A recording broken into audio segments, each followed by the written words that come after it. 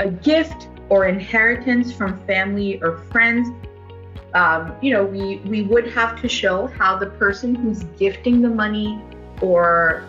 the person that has passed away and left that inheritance for you, how they had the money to collect the wealth that they've now passed on to you. And what we generally say is if someone's gifting you money, we want to make sure that we're providing as much documentation as if they were the primary investor.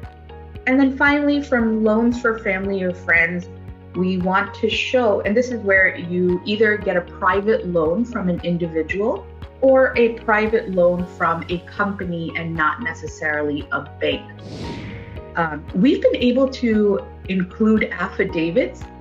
and maybe one document. So recently I worked on a case where we received a request for evidence where the government came back and said, yes, your company was established in the late 1990s, but we have nothing except your affidavit to explain how you had the money. The investor was able to find a customer from his father's previous company because his father had gifted him the money, and the customer was willing to sign a letter confirming the location of the father's company, what the father's company did, and the fact that he was a client of the father's company. And because that client's company still existed, we were able to get that letter on letterhead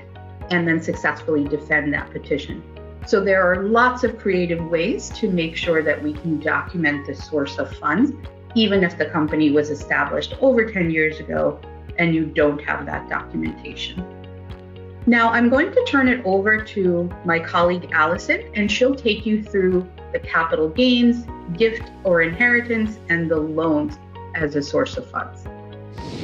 We still need to show how the donor or the giftor obtained the money in the first place. So in addition to a copy of the will, proof of relationship, we also need documentation to show how the donor, like I said, obtained assets or accumulate his or her wealth in the first place. And the logic is largely the same as what I just discussed earlier for the capital gain part is, of course, we have to explain what the assets are, again, how he or she accumulated his or her wealth in the first place. And then we have to show how they obtain the money to accumulate the wealth or the assets in the first place. And usually for Chinese investors, the most common collateral is, again, real estate, real property that they own. The documentation requirement is, again, similar to what I just discussed in the capital gain slide, which is we need to provide documents to show how to obtain the property in the first place, and then appraisal value to show the current market value of the property